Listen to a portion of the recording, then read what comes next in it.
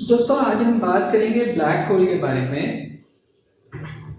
कुछ चीज़ें ऐसी हैं जिसके बारे में साइंस ये कहती है कि हम उसको नहीं देख सकते, लेकिन अल्लाह ताला फरमाता है कि तुम उसको देख लोगे। जैसे कि आज से 10-12 साल पहले साइंटिस्ट का ये मानना था कि हम ब्लैक होल को नहीं देख सकते। क्यों नहीं देख सकते? क्योंकि उसमें से रोशनी बाहर नहीं निकल सकती। लेकिन आज हमने ब्लैक होल को देख लिया है। आज का लेक्चर हम ब्लैक होल पे करेंगे और उसको शुरू करने से पहले ये एक कोट है क्वांटम मैकेनिक्स के बानी हाइजेनबर्ग का, और वो ये कहता है कि साइंस के ग्लास से पीते ही पहला घूंट आप दहरिया हो जाएंगे, लेकिन उसी ग्लास के पैंदे में खुदा आपका इंतजार कर रहा है। आजकल आपने सोशल मीडिया पर ब्लैक होल की बहुत सारी तस्वीर देखी होगी। उन तस्वीर पर जाने से पहले मैं आपके सामने कुछ और तस्वीर रखना चाहूँगा।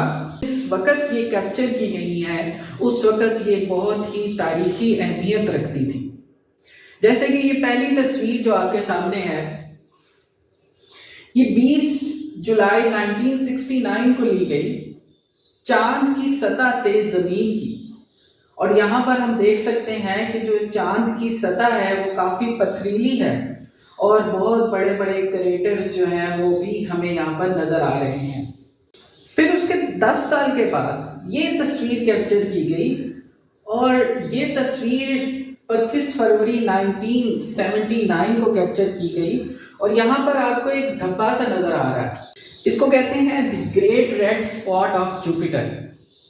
यहाँ पर आपको एक तूफान सा नजर आ रहा है, एक भंवर सा नजर आ रहा है। ये भंवर गैसेस का है और इसका डायामीटर जमीन के डायामीटर से भी ज्यादा है।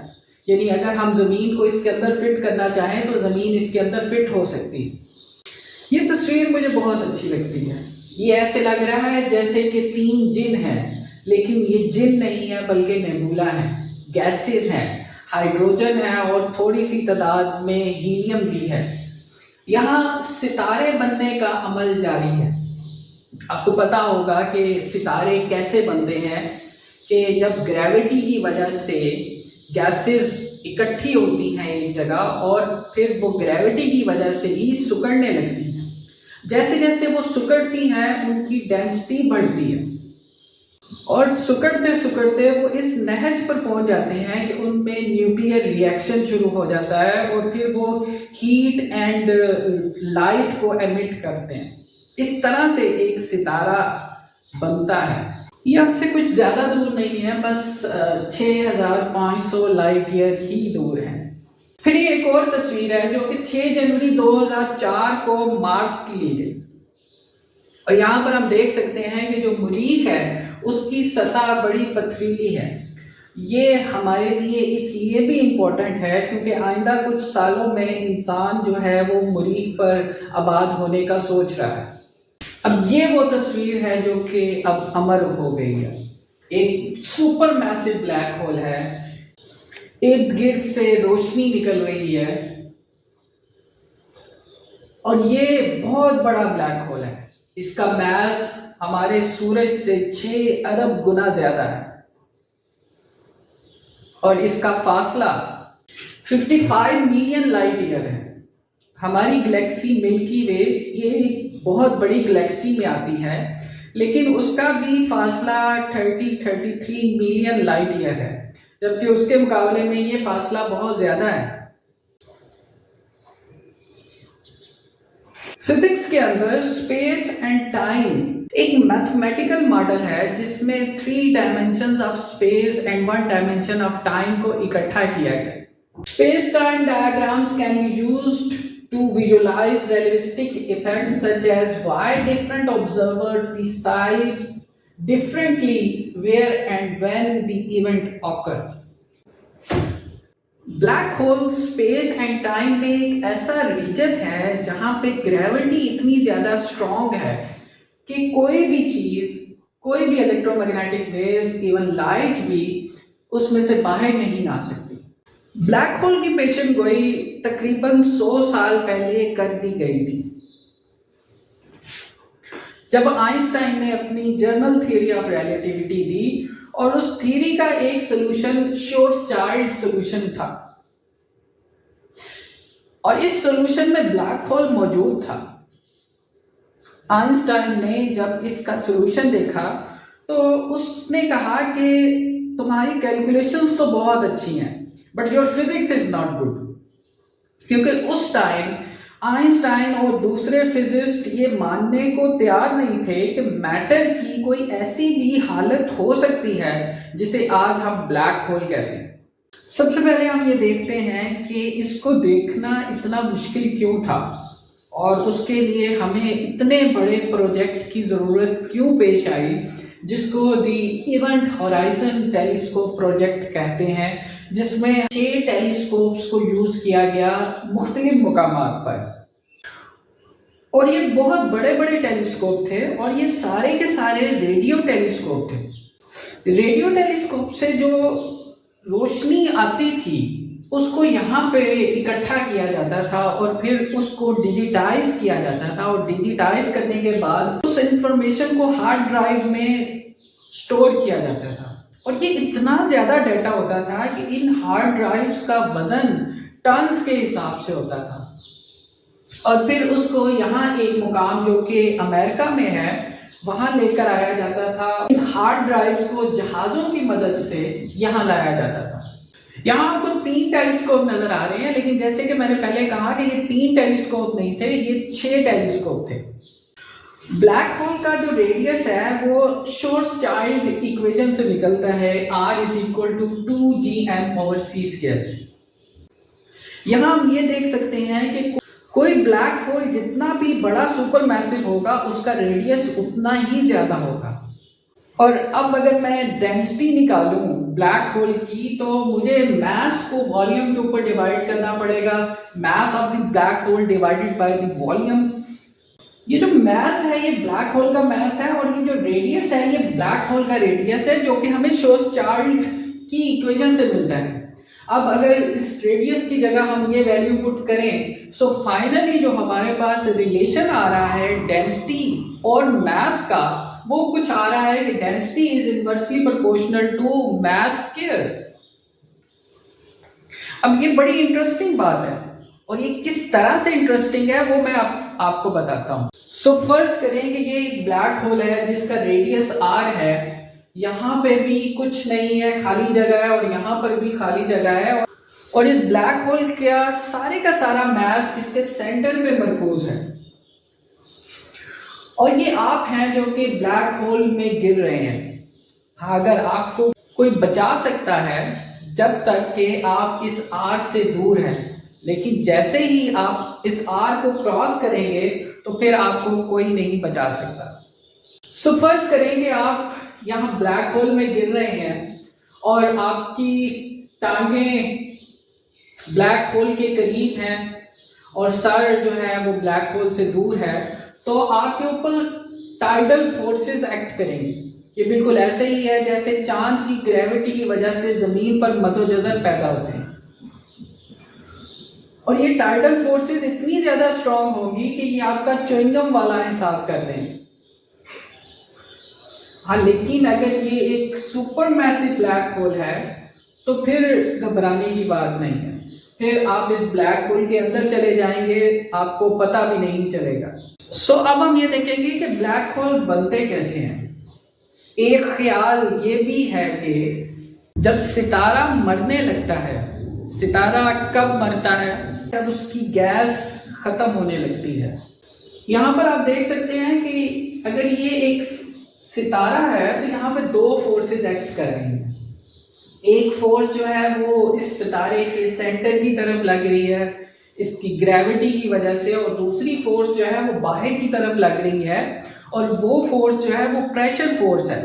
जो गैसेस इस सितारे में है जो कि जल रही हैं, उसकी वजह से एक प्रेशर फोर्स एक्सर्ट कर रही है बाहर की तरफ, और ग्रेविटी एक्ट कर रही है सितारे के सेंटर की तरफ। ये दोनों फोर्सेस बराबर हैं, और ये एक दूसरे को कैंसिल आउट कर रही हैं और सितारा जो है वो एग्जिस्ट कर रहा है। लेकिन जैसे ही सितारे का फ्यूल खत्म होने लगता है, इसकी गैसेस खत्म होने लगती है, तो ये जो प्रेशर फोर्स है जो बाहर की तरफ लग रही है, इसके ऊपर ग्रेविटी हावी होने लगती है। और ग्रेविटी हावी होते होते वो इस काबिल हो जाती है कि वो प्रेशर फोर्स के ऊपर हावी हो जाती है और ये सितारा जो है वो कोलैप्स कर जाता है और ब्लैक होल में बदल जाता है। ये माना जाता है कि हर गैलेक्सी के सेंटर में एक सुपर मैसिव ब्लैक होल है। जैसे कि हमारी गैलेक्सी जो मिल्की वे है, उसके भी सेंटर में एक सुपर मैसिव ब्लैक होल है जिसको हम सैजिटेरियस ए स्टेरिक कहते हैं। ये उसकी एक तस्वीर है जो कि 2017 में ली गई। अब हम ये देखेंगे कि सुपर मैसिव ब्लैक होल किस तरह से बने। सुपर मैसिव ब्लैक होल उस तरह से नहीं बने थे, बल्कि ये माना जाता है कि जिस वक्त कायनात बनी बिग बैंग के नतीजे में, उस वक्त पूरी कायनात में गैसेस जो थी वो फैली हुई थी और फिर ग्रेविटी की वजह से वो कहीं कहीं इकट्ठी होती गई और सिकुड़ने लगी। और सिकुड़ते सिकुड़ते उनकी डेंसिटी इतनी ज़्यादा हाई हो गई कि कुछ मुकामात पर फिजन रिएक्शन शुरू हो गया और सितारे में वो तब्दील हो गए। लेकिन कुछ जगह ऐसी थी जहां पर न्यूक्लियर रिएक्शन शुरू नहीं हो सका और वो ब्लैक होल में बदल गए। और फिर ये दूसरे सितारे और छोटे ब्लैक होल खा कर सुपर मैसिव ब्लैक होल में बदल गए। ये जो ब्लैक होल्स होते हैं ये बहुत भूखे होते हैं, इनको जितना कुछ खिलाया जाए इनका पेट नहीं भरता। So a supermassive black hole is the largest type of black hole with its mass being on the order of hundreds of thousands or million to billions of times the mass of the sun. कुछ black holes ऐसे हैं जिनके size इतने बड़े हैं, वो इतने super massive black hole हैं कि उनको एक्सप्लेन करना बड़ा मुश्किल है। और बहुत थोड़े साइंटिस्ट ऐसे हैं जिनका मानना ये है कि ये इस बात का नतीजा है कि हमारी कायनात बिग बैंग के नतीजे में नहीं बल्कि बिग बाउंस के नतीजे में वजूद में आई। हम किसी भी ब्लैक होल की मौजूदगी का अंदाजा किस तरह से लगा सकते हैं? तो उसके लिए दूसरे मैटर के साथ जो उसका रिएक्शन होता है उससे भी लगाया जा सकता है, या उससे जो रेडिएशन बाहर निकलती हैं उससे भी उस ब्लैक होल की मौजूदगी का अंदाजा लगाया जा सकता है। माइक्रो ब्लैक होल या मिनी ब्लैक होल की अगर हम बात करें तो ये एक क्वांटम मैकेनिकल ब्लैक होल होते हैं। 1971 में स्टीफन हॉकिंग ने एक कॉन्सेप्ट को इंट्रोड्यूस करवाया कि ब्लैक होल जिनका मैस स्टेलर मैस से कम हो एग्जिस्ट कर सकते हैं, और ये मुमकिन है कि इस तरह के ब्लैक होल इब्तदाई कायनात यानी बिग बैंग के हाई डेंसिटी माहौल में बने हों। एस्ट्रोफिजिस्ट इनका मुशाहिदा उन रेडिएशन से करते हैं जो इनसे निकल रही हैं और जिनको हॉकिंग रेडिएशन कहा जाता है। कुछ मफरूज़े ये भी पेशन गोई करते हैं कि मिनी ब्लैक होल या quantum mechanical black hole 10 to the power 12 electron volt energy range में भी बन सकते हैं, जैसा कि लार्ज हैड्रोन कोलाइडर के अंदर दस्तयाब हैं। लेकिन ये इतने छोटे ब्लैक होल होते हैं कि ये बहुत जल्दी एवेपोरेट कर जाते हैं और बहुत ही कमजोर रिएक्शन वाली बाकियात छोड़ देंगे।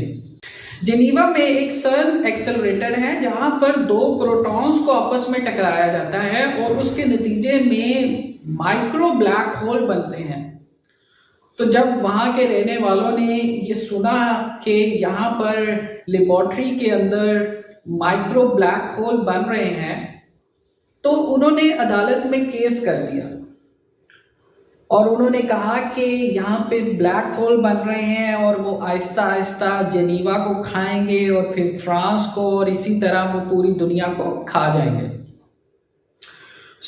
फिर जज ने किसी और साइंटिस्ट को बुलाया और उस साइंटिस्ट ने कहा कि हाँ ठीक है, यहाँ पर ब्लैक होल बन रहे हैं, लेकिन ये इतने छोटे ब्लैक होल हैं जिनके मास 10⁻⁻12 ग्राम्स हैं और इनका लाइफ टाइम इतना है कि ये एक एटम को भी क्रॉस नहीं कर सकते और उससे पहले ही ये इवेपोरेट होकर खत्म हो जाएंगे। क्वांटम मैकेनिक्स में एक बहुत ही बुनियादी बात है और वो ये है कि इंफॉर्मेशन कभी लॉस नहीं होती। अब ये बड़ी अजीब सी बात है। ये अजीब बात कैसे है कि मिसाल के तौर पे अगर मेरे पास एक किताब है और उसमें कुछ इंफॉर्मेशन है, अब अगर मैं उस किताब को जला दूं तो आप ये कहेंगे कि उसमें जो इंफॉर्मेशन है वो ज़ाया हो गई। लेकिन क्वांटम मैकेनिक्स ये कहती है कि अगर आप जलाने के बाद भी उसके एटम्स को इन प्रिंसिपल इकट्ठा कर दें तो वो इंफॉर्मेशन आपको वापस मिल जाएगी। हाँ, लेकिन अगर मैं वही किताब ब्लैक होल में डाल दूं तो फिर क्या होगा? ब्लैक होल के अंदर इंफॉर्मेशन लॉस का कॉन्सेप्ट जो है वो स्टीफन हॉकिंग ने दिया इंफॉर्मेशन पैराडॉक्स के नाम से, और इससे हमें ये पता चलता है कि ब्लैक होल के अंदर गिरने वाली सारी मालूमात जो है वो ज़ाया हो जाती हैं, जो कि क्वांटम मैकेनिक्स के असूल के बिल्कुल खिलाफ है। मिसाल के तौर पे कि अगर आप एक ब्लैक होल में 1 किलो आलू फेंकें और 1 किलो अंगूर फेंकें तो ब्लैक होल को इससे कोई गर्ज नहीं है, उसका मास जो है वो 2 किलोग्राम बढ़ जाएगा। लेकिन अगर उससे पूछा जाए कि तुमने क्या खाया है तो वो इस बारे में आपको कुछ नहीं बता सकता। अब यहाँ पे क्वांटम मैकेनिक्स फेल हो गई और इस पर तकरीबन 50 साल से साइंटिस्ट काम कर रहे हैं, लेकिन अब भी यहाँ पे मुकम्मल तौर पर तो नहीं लेकिन जुज़वी तौर पर इसका कुछ सोल्यूशन हमें मिला है हॉकिंग रेडिएशन के नाम से।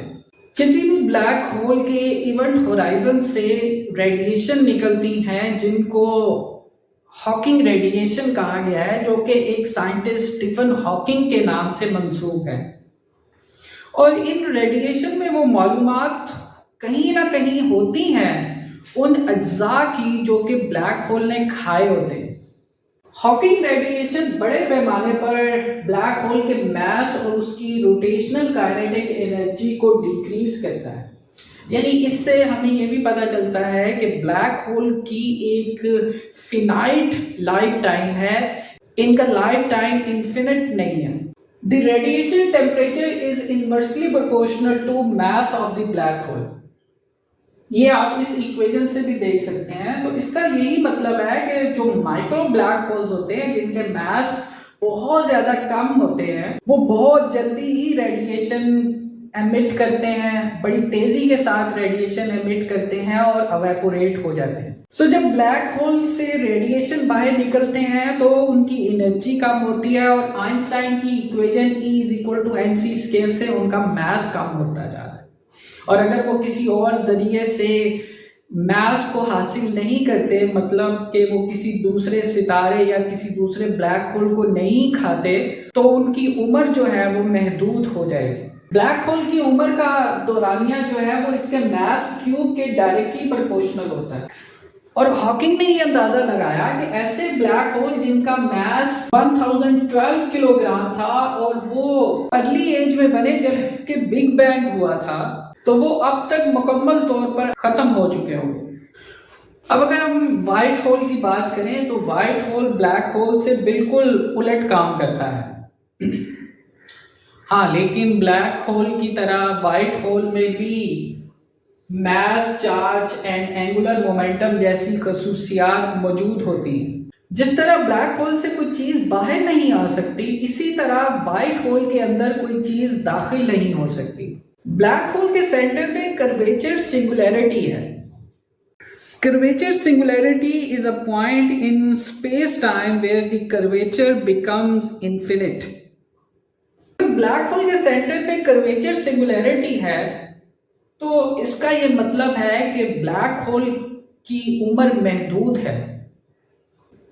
और इसका कोई ना कोई एंड पॉइंट जरूर है, क्योंकि फिजिक्स की थ्योरी या कोई भी थ्योरी जो कि सिंगुलैरिटी को प्रिडिक्ट करती है, तो इसका मतलब होता है कि कुछ ना कुछ गड़बड़ है।